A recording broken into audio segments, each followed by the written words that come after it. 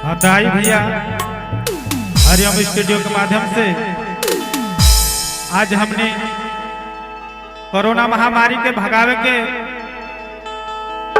संगीत में बैठल बानी जा सब साथी मिलके हमारे नाल पर राजदेव भैया और बेंजो पर साथ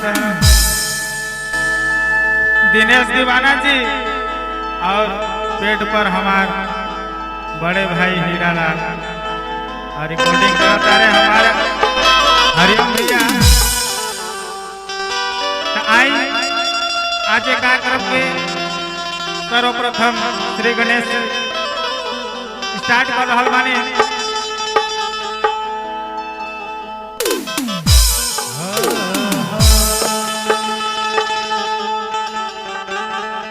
श्री जय गणपति सदगुण सदन करि वदन वदन कृपा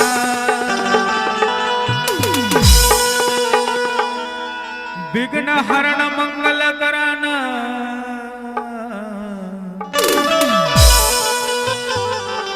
जय जय जय गिरिजा।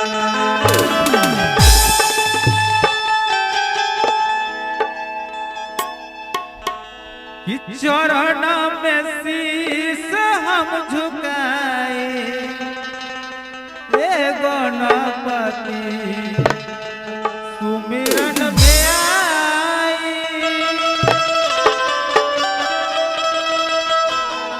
भक्त बाबा से गौरावता कैसे कि चरण में शीश हम झुकाए ये गणपति सुमिरन में आए।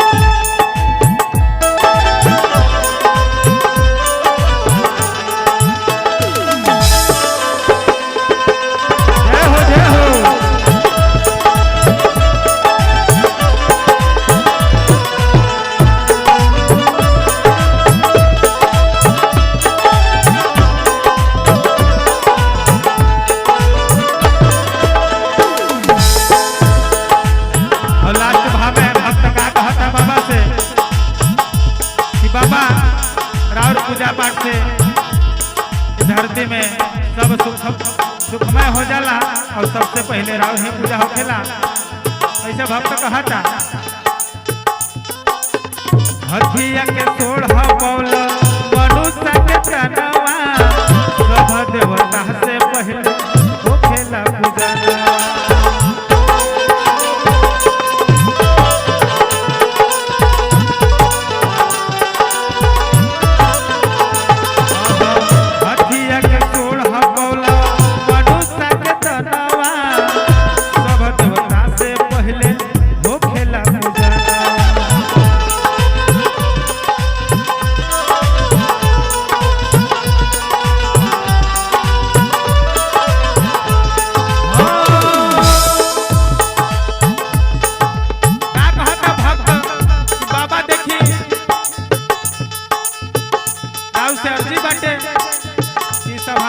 भक्त का कहता बाबा से